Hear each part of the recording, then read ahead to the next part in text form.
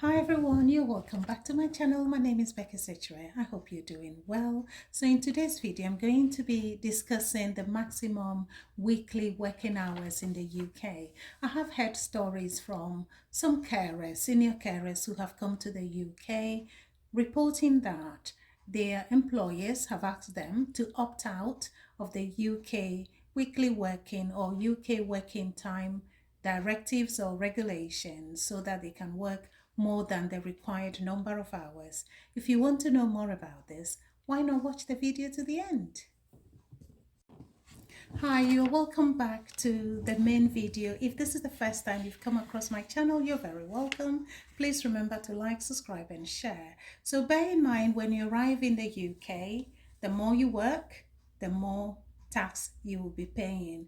And the more hours you work, the more money you make, but the more the tax man is waiting to take their cuts from what you're earning. Anyway, if you arrive in the UK and you're coming to work for the NHS, you should bear in mind that so the weekly contracted hours for NHS staff is 37.5 hours, which is divided into, for say those of us who work Monday to Friday, we don't work on the wards. I work 8 hours a day. 7.5 hours go to my employers. 30 minutes is my lunch break.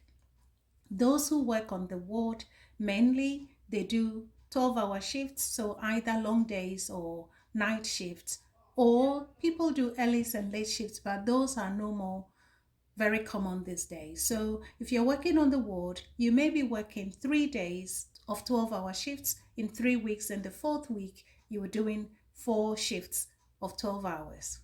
Anyway, if you find yourself working in health and social care, which is where most of our senior carers, care assistants, caregivers are working, health and social care services are mostly private. So your organization or employer would actually determine how many hours you have to work, but the legal weekly working hours in the UK is 48 hours. So most often you may be working 40 or 48 hours for your employer if you're not working for the NHS. This 48-hour period is actually calculated over 17 weeks period. This means that you can actually work more than 48 hours 1 week as long as the average over 17 weeks is less than 48 hours. If you're 18 years old in the UK, you cannot work over 40 hours. Anyway, there are some jobs that have a different reference period more than the 17 weeks. So for example, trainee doctors actually have 26 weeks period as their reference. Your combined working hours in the UK per week should not be more than 48 hours a week on average.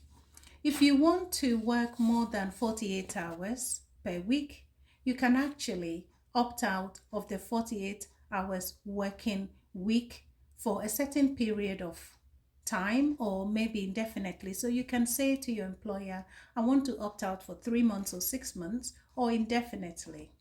It must be voluntary and in writing. Your employer actually cannot ask you to opt out of the 48 hours working weekly working hour period. You cannot be sacked or treated unfairly, or if you decide to refuse, or if you refuse opting out of the 48-hour working period, you should not be sacked as a result of that. You should not be threatened by your employer as a result of that. If your employer sacks you or threatens you, then you can take them on for doing that, because they are not supposed to.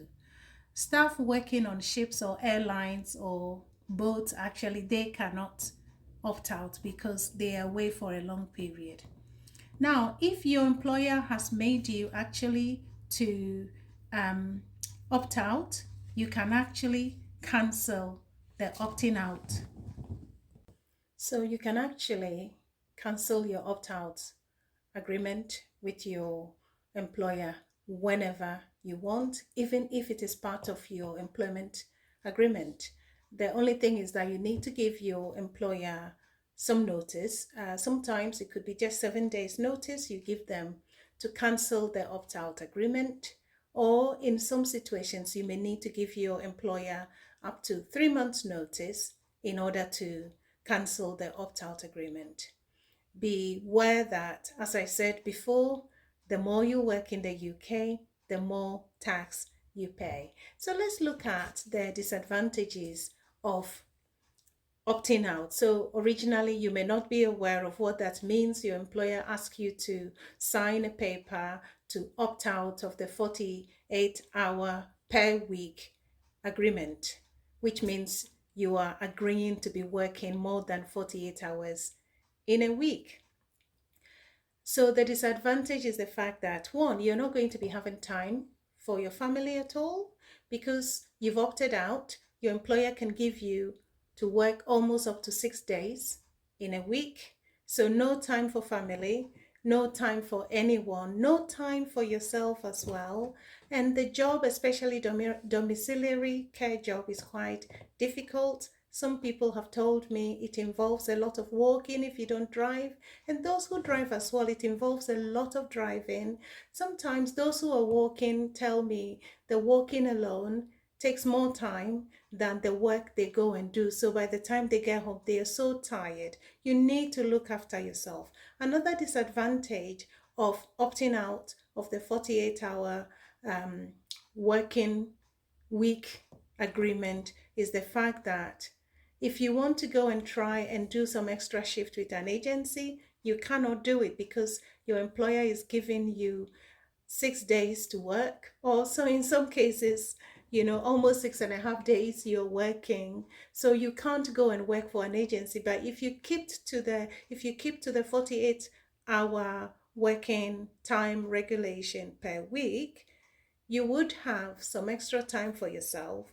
And if you want to go and try and work for an agency to get a bit more money, because agencies pay better than your employers, you know, you can go and do that.